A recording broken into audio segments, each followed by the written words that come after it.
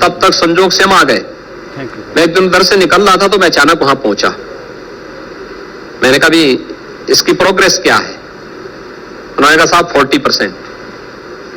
मैंने कहा पैसा कितना खर्च हुआ है? कहा साहब 1400 करोड़। मैंने कहा डीपीआर कितने का था? कहा साहब 300 करोड़।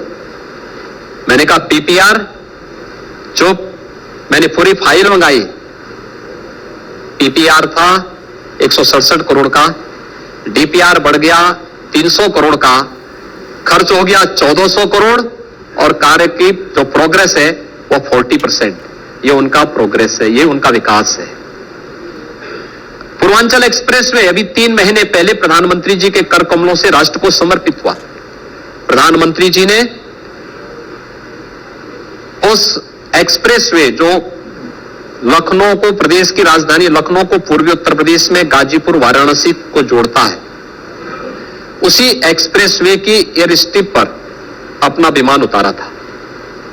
इमरजेंसी के समय भारतीय वायुसेना उस एक्सप्रेसवे का उपयोग कर सकती है, इस दिशा से वह बनाया गया। इसका शिलान्यास भी अखिलेश जी ने 2016 में कर दिया था, दिसंबर 2016 में। इसका डीपीआर कितने का था? इन्होंने बनाया था 15,200 करोड़ का। अच्छा होता आप ये आंकड़े नोट करते, क्योंकि मैं समीक्षा करते करते सब आंकड़े मेरे कंप्यूटर में दर्ज हो जाते हैं, फीड हो जाते हैं। 15,200 करोड़ रुपए का। मई 2017 में जब मैंने इसकी समीक्षा की, क्योंकि मार्च 2017 में हमारी सरकार आ गई थी, तो भारतीय जनता पार्टी की सरकार आई, मुझे मुख्यमंत्री का दायित्व दिया गया। मई 2017 में जब मैंने इसकी समीक्षा की, पाया कार्य की प्रोग्रेस 0। तो मैंने विभाग से पूछा, मैंने कहा 0 प्रोग्रेस क्यों है? कहा साहब इसमें तो लैंड ही नहीं है। तो मैंने कहा जो शिलान्यास हुआ है? कहा साहब वो तो फर्जी हुआ है। बड़े प्रोजेक्ट के लिए कम से कम 80% लैंड आपके पास जब होगी तब आप उसका डीपीआर बनाएंगे, फिर उसके टेंडर की प्रक्रिया को आगे बढ़ाएंगे, फिर शिलान्यास करेंगे। इन्होंने इसमें से कोई औपचारिकता पूरी नहीं की, सीधे डीपीआर बनाया और डीपीआर बना करके टेंडर करवा करके उसका शिलान्यास कर दिया। लैंड थी नहीं, हमारी सरकार आई, मैंने उस पूरे टेंडर की प्रक्रिया को कैंसिल किया। कैंसिल करके फिर से हमने पूरी सर्वे करवाया। सर्वे करवाने के बाद फिर हमने इस पूरे कार्यक्रम को आगे बढ़ाया।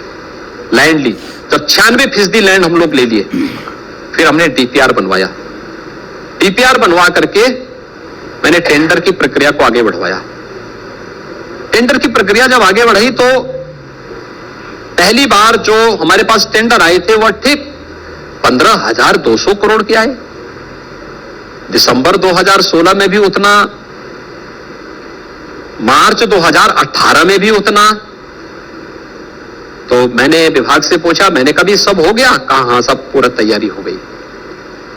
मैंने कहा भी देखो प्रधानमंत्री जी से मुझे अनुरोध करना है इसका शिलान्यास करने के लिए, आप लोग तैयार हैं? उन्होंने कहा हाँ। मैंने कहा कितने का इसका डीपीआर बना है और टेंडर में कितने का आया है? कहा साहब 15,200 करोड़ का। और मैंने कहा पहले दिसंबर 2016 में? कहा साहब 15,200 करोड़। मैंने कहा भी एक भी पैसा ऊपर नीचे नहीं हुआ। 1.5 साल के बाद क्या कोई महंगाई बढ़ी नहीं है क्या? ये 15,300 करोड़ क्यों नहीं हुआ? 15,500 करोड़ क्यों नहीं हुआ? मुझे कुछ संदेह हुआ।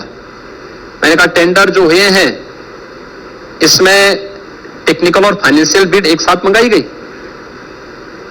कहा नहीं, अलग अलग। मैंने कहा इसको कैंसिल कर दो। हमने कैंसिल करवाया और मैंने कहा एक साथ मंगाओ, टेक्निकल और फाइनेंशियल बिड एक साथ आनी चाहिए। एक साथ मंगाई गई और वही प्रोजेक्ट देखिए पहले 340 किलोमीटर लंबा था, 110 मीटर चौड़ा था। हमारी सरकार के समय 341 किलोमीटर लंबा, 120 मीटर चौड़ा है। वही प्रोजेक्ट 11,800 करोड़ रुपए में बन रहा है, बनकर के पूरा हो गया है, राष्ट्र को समर्पित भी हो गया है। प्रधानमंत्री जी ने शिलान्यास किया और प्रधानमंत्री जी ने उद्घाटन किया। ये जो 3,000 करोड़ रुपए जा रहा था, 3,500 करोड़ रुपए कहां जा रहा था? अखिलेश जी थोड़ा इसके बारे में भी प्रदेशवासियों के सामने बता देते। ये पैसा मेरा नहीं था, ये प्रदेश के ही लोगों का पैसा था, टैक्स पेयर का पैसा था, प्रदेश के ही गरीबों का पैसा था। इसके बारे में भी थोड़ा बता देते तो उनके कारनामे भी थोड़ा प्रदेश की जनता सुनिए। इत्र वाले मित्र के यहां जो पैसा मिल रहा है ना, यही पैसा है। यही तो चिढ़ है कि हमारा जेसीबी केवल बुलडोजर पे ही नहीं चलता है, हमारा बुलडोजर केवल माफियाओं के ऊपर नहीं चल रहा है, इत्र वाले मित्र की यहां भी ठोस ठोस करके वहां से भी जेसीबी पैसा निकाल ले रही है। यही तो उनकी पीड़ा है और इसीलिए तो बौखलाहट में ज्यादा। इसलिए वो तो अच्छा है कि आपसे उन्होंने यहां पर आकर के आपको धमकी नहीं दे दी, नहीं तो इस समय तो पत्रकारों को धमकी भी दे रहे हैं। तो ये भी बोल रहे हैं कि मैंने एक बार एक पत्रकार को अपने घर पे बुलाया था और उसके गले में तलवार रख दी थी। पत्रकारों के गले पे तो हमेशा तलवार रहती है। नहीं, इसीलिए हम कह रहे हैं। लेकिन आपने जो फिगर्स बताए और आपने कहा दिमाग के कंप्यूटर से, तो मुझे आपके स्कूल के टीचर की बात याद आ गई। उन्होंने कहा कि गणित में जीनियस थे और हमेशा क्लास में टॉप करते थे। तो मुझे लगता है वो जो आपकी ट्रेनिंग थी, वो जो पढ़ाई थी, वो आज भी आपके काम आ रही है। एक एक फिगर आपको याद है? नहीं, देखिए, मैं अपने स्कूली गुरुजनों के प्रति आभारी हूं जिन्होंने पूरी तन्मयता के साथ मुझे मेरे पढ़ाई कराने में योगदान दिया और मैं कृतज्ञता का भाव हमेशा रखता हूं उन सबके प्रति। मुझे उनके दर्शन नहीं हो पाते हैं, मैं उनसे, मुझे लगता है कि वर्षों हो गए होंगे मिला नहीं हो। वर्षों क्या, कई दशक, 3-3.5 दशक हो रहे हैं, मिल नहीं पाया। इच्छा है मेरी एक बार उन सब का दर्शन कर सकूं, सबसे मिल सकूं। लेकिन ये प्रदेश के विकास से जुड़े हुए आंकड़े हैं जो प्रदेश की जनता के सामने आने चाहिए। और ये तो मैंने केवल एक और विषय जिस पर आपको आपके दिमाग के कंप्यूटर से आंकड़े देने पड़ेंगे, जो अखिलेश जी ने सजेस्ट किया है पेंशन का। उन्होंने कहा कि मैं 3 गुना कर दूंगा पेंशन को। देखिए, अखिलेश जी किस पेंशन की बात कर रहे हैं मुझे जानकारी नहीं, लेकिन मैं एक बात को कह सकता हूं कि प्रदेश के अंदर 2 प्रकार की पेंशन की स्कीम अब वर्तमान में है। एक तो सरकारी कर्मचारियों की है और दूसरी है उन लोगों की जो कमजोर तबके के लोग हैं। एक प्रकार से आप निराश्रित मान सकते हैं, बुजुर्ग हैं, विधवा महिलाएं हैं या दिव्यांगजन हैं। अखिलेश जी ने कारनामा यहां पर भी किया था। उनकी सरकार के समय दिव्यांगजनों की पेंशन, वृद्धजनों की पेंशन और निराश्रित महिलाओं की पेंशन को रोक दी गई थी और उन्होंने इसको रोक करके समाजवादी पार्टी के चुनिंदे कैडर को समाजवादी पेंशन जारी कर दी थी। पेंशन पार्टी के नाम पे नहीं होता है कि समाजवादी के नाम पर, कांग्रेस के नाम पर, बहुजन समाज पार्टी के नाम पर हम पेंशन जारी कर दें अपने कैडर को सरकारी खाते से। अब कैसा किसी पार्टी के कैडर को पैसा दे सकते हैं? अनर्थ है, अन्याय है, नहीं हो सकता है, नहीं दिया जाना चाहिए। लेकिन उन्होंने प्रदेश के खजाने से जो पैसा गरीबों को मिलना चाहिए था, कमजोरों को मिलना चाहिए था, इनका तो सामाजिक न्याय की ध्वजियां उसी में उड़ गई कि इन्होंने समाजवादी पेंशन के नाम पर दलितों को, गरीबों को, निराश्रित महिलाओं को यानी विधवा महिलाओं को और वृद्धजनों को मिलने वाली पेंशन समाजवादी पार्टी के कैडर को बांटने का कुत्सित प्रयास किया। हम लोग आए, मैं देख के ताज्जुब कर रहा था, यार कैसा ये व्यक्ति है। यही होता है, हमारे जो पूर्वज कहते थे, बड़े बुजुर्ग कहते हैं कि सोए सोए जल्दी उठा करो। यह देर से उठने का ही दुष्परिणाम है कि कुबुद्धि कहां से आ गई कि इन गरीबों का पैसा वहां कैसे बंदर बांट कर रहे थे। हमने उसको रोक लगाई, फिर मैंने मैपिंग कराई पूरे प्रदेश के अंदर और मैंने कहा अभियान चलाओ, अभियान चलाओ। जितनी विधवा महिलाएं हैं, जितने निराश्रित बुजुर्ग हैं और जितने दिव्यांगजन हैं, इन सभी पात्रता की श्रेणी में आने वाले लोगों को पेंशन दो। 1 करोड़ लोग हैं वर्तमान में, 1 करोड़ परिवारों को इस 3 श्रेणी के, जिन्हें 12,000 रुपए सालाना पेंशन की सुविधा का लाभ वर्तमान में हमारी सरकार उपलब्ध करा रही है। एक पेंशन की स्कीम है जो वर्तमान में भारतीय जनता पार्टी के डबल इंजन की सरकार का काम भी है और समाजवादी पार्टी के काले कारनामों को भी उजागर करता है। एक पेंशन की स्कीम ये है। दूसरी सरकारी कर्मचारियों की है न्यू पेंशन स्कीम। ये न्यू पेंशन स्कीम वेतन समिति की सिफारिश लागू होने के बाद ये स्कीम लागू हुई थी और इस स्कीम को 2004 में जब मुलायम सिंह जी प्रदेश के मुख्यमंत्री थे तब उन्होंने लागू की थी। मुझे आश्चर्य होता है कि अखिलेश जी को आज अचानक ये नया उनका जो है वो कहां से जाग गया है कि हमें इस पे भी बोलना चाहिए और प्रदेश के कर्मचारियों को भी उनसे प्रश्न पूछना चाहिए कि भाई देखो, आप ये तो बता दीजिए कि 2004 में मुलायम सिंह जी ने जब इसको लागू किया था तब हो सकता है अखिलेश जी की उम्र उस समय, वैसे वे नाबालिग तो नहीं रहे होंगे, उस समय बालिग हो गए थे। तब प्रश्न करना चाहिए था अपने पिताश्री से कि पिताश्री ये क्या कर रहे हैं। उन्होंने प्रश्न नहीं किया। जाने दीजिए, हम मानते हैं कि चलिए उस समय उनकी उम्र जो भी रही होगी 30 साल की, तब भी हम मानते 30 साल की उम्र में भी वो नाबालिग थे, उनको कोई पता नहीं था। ये होता है, बहुत सारे लोग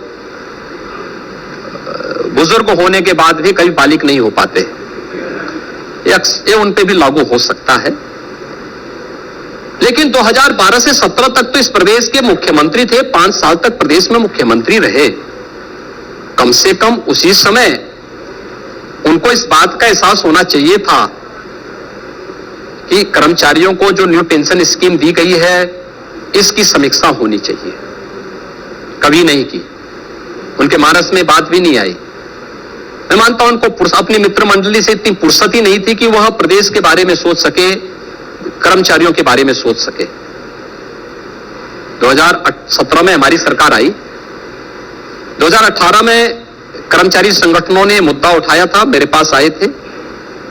मैंने प्रश्न उनसे पूछा था, मैंने कहा स्कीम तो 2004 में लागू हो चुकी है, फिर 2018 में इसको उठाने का औचित्य क्या? 14 वर्ष के बाद उठाने का औचित्य क्या? उन्होंने एक बात बहुत शालीनता, उन्होंने कहा साहब जहां से उम्मीद होती है वहीं मुद्दा रखा जाता है। जब वे ना उम्मीद थे तो उनके सामने नहीं रखते थे, उम्मीद है इसलिए आए हैं। तो मैंने चीफ सेक्रेटरी की अध्यक्षता में कमेटी गठित की। मैंने उनसे कहा कि भाई मुझे ये सब रहस्य बताओ, ये सब चीजें लागू हुई, क्या हुआ? और चीफ सेक्रेटरी की कमेटी ने उस समय शासन को जो अपनी रिपोर्ट दी उसमें उन्होंने इस बात को कहा कि हाँ, ये न्यू पेंशन स्कीम नई वेतन समिति की रिपोर्ट लागू होने के बाद देश के अंदर लागू हुई है, पूरे देश के अंदर इसको लागू किया गया है। और इसमें केवल राज्य नहीं, इसमें केंद्र के कर्मचारी भी हैं, सभी लोग इसमें हैं। उत्तर प्रदेश में एक अन्याय कर्मचारियों के साथ जरूर हुआ है।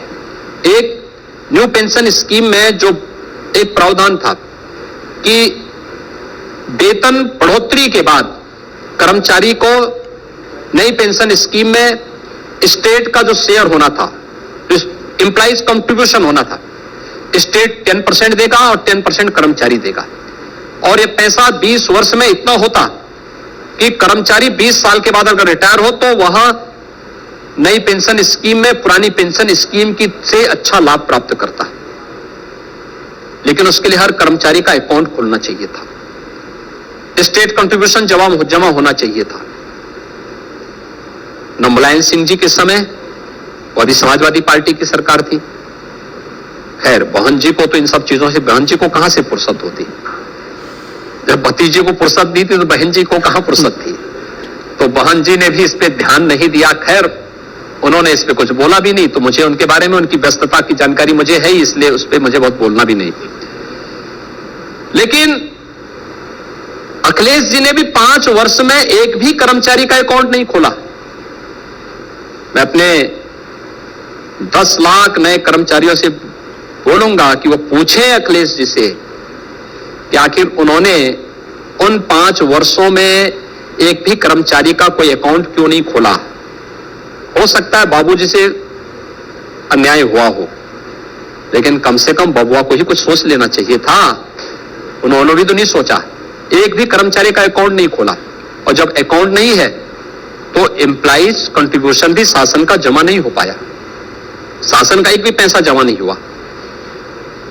फिर 18 में मैंने कहा भी ये तो अन्याय है। कितना होता है पता लगा 10,000 करोड़। 10,000 करोड़ रुपए उस समय हमारी सरकार ने हर कर्मचारी का अकाउंट खुलवा करके स्टेट कंट्रीब्यूशन कर्मचारियों के खाते में जमा करवाने का कार्य किया। और यही नहीं, हमारी सरकार ने स्टेट के शेयर को 10% से बढ़ाकर के 14% भी हमारी सरकार ने किया। अखिलेश जी को इसमें बोलने का कोई नैतिक अधिकार नहीं है, क्योंकि कर्मचारियों का जो शोषण हो रहा था या हुआ है, यह उनके समय में हुआ है या मुलायम सिंह जी के समय में हुआ है। भारतीय जनता पार्टी की सरकार ने कर्मचारियों को बेहतर लाभांश दिया है और हर कर्मचारी की 16 लाख कर्मचारी हैं। उत्तर प्रदेश में देश के अंदर तमाम राज्यों ने कोरोना कालखंड में अपने कर्मचारियों के वेतन भत्तों में कटौती की, 30% तक कटौती की। उत्तर प्रदेश पहला राज्य था जिसने अपने कर्मचारियों के वेतन और भत्तों में कोई कटौती नहीं की। ससमय उन्हें वेतन दिया और उन्हें किसी भी प्रकार से उन्हें कहीं हाथ न फैलाना पड़े, इस प्रकार का पूरा इंतजाम किया। इसलिए कर्मचारियों से पूछना चाहिए अखिलेश जी से कि आखिर यह न्याय तो स्वयं करने वाले हैं, तो उनको इस पे प्रश्न उठाने का कोई मुझे लगता है औचित्य भी नहीं प्रतीत होता है। आपने मुलायम सिंह जी का नाम लिया, कई बार आपने परिवार की बात की। देखिए, उनके पास सलाह देने के लिए पिताजी भी हैं, चाचा जी भी हैं, वो भी राजनीति में हैं, पत्नी भी राजनीति में है, भतीजे भी राजनीति में है, भाई भी राजनीति में है। तो आपके पास तो परिवार है नहीं, आपको कहां से ये सब मदद मिलेगी? देखिए, मैंने कहा ना कि नाम समाजवादी, काम दंगावादी और सोच परिवारवादी। उनके लिए प्रदेश की 25 करोड़ जनता के बारे में सोच नहीं है, उनको अपना परिवार ही प्रदेश लगता है। और मेरे लिए तो प्रदेश की 25 करोड़ जनता ही परिवार है, यही बुनियादी अंतर है। उनके लिए परिवार ही प्रदेश है, मेरे लिए प्रदेश ही परिवार है। और इस बुनियादी सोच को अगर वे समझ पाते तो संभवतः आने वाले समय में समाजवादी पार्टी अपना नाम परिवारवादी पार्टी रख दे, इसमें कोई संदेह नहीं होना चाहिए। आखिरी सवाल मैं आपसे आज पूछना चाहता हूं कि बहुत सारी हमने बातें की हैं, अखिलेश जी को कुछ मैसेज संदेश देना चाहेंगे? देखिए, अखिलेश जी समय से उठने के आदी बने, प्रदेश के लिए सकारात्मक सोच रखें और गुस्सा कम हो। अपने काले कारनामों का जबरदस्ती किसी पत्रकार पर या किसी कर्मचारी पर या प्रदेश के किसी व्यापारी पर या प्रदेश के किसी नागरिक पर गुस्सा क्यों उतार रहे हैं? देखिए, तो हर व्यक्ति जानता है, कर्म प्रधान विश्व को राखा, जो जस करहि तो तस फल चाखा। व्यक्ति जैसे करेगा वैसे ही फल भी प्राप्त होगा। ये तो इस चुनाव का समय ना, तो कोई चुनाव का भी संदेश होना चाहिए। चुनाव का संदेश यही है, जैसी करनी वैसी भरनी। उन्होंने जो किए हैं उन कारनामों का ही परिणाम प्रतिफल के रूप में प्रदेश की जनता देने जा रही है। हमने जो किया है उसका फल भी हमें प्राप्त होगा। हमें यह अपेक्षा प्रदेश की जनता जनार्दन से है। और मैं इसलिए नहीं, इस कार्य को हम लोगों ने, डबल इंजन की सरकार ने इसलिए नहीं किया कि हमें इसके बदले वोट मिले, इसलिए किया जिससे उत्तर प्रदेश को नंबर 1 का प्रदेश बनाने की यात्रा कहीं रुकने न पाए, कहीं थमने न पाए। इसलिए हम जनता जनार्दन के पास जा रहे हैं, जनता जनार्दन का आशीर्वाद लेने के लिए। और ये अग्नि परीक्षा चुनाव के माध्यम से सबके सामने है। 10 मार्च को परिणाम सबके सामने आएंगे और वे परिणाम मुझे लगता है सबको प्रफुल्लित हृदय से स्वीकार भी करने चाहिए। योगी जी, बहुत बहुत धन्यवाद। आपने हर सवाल का बड़ी बेबाकी से जवाब दिया और देश की जनता को मौका दिया समझने का कि आपको क्यों वोट दी। बहुत बहुत धन्यवाद। धन्यवाद जी, बहुत बहुत धन्यवाद।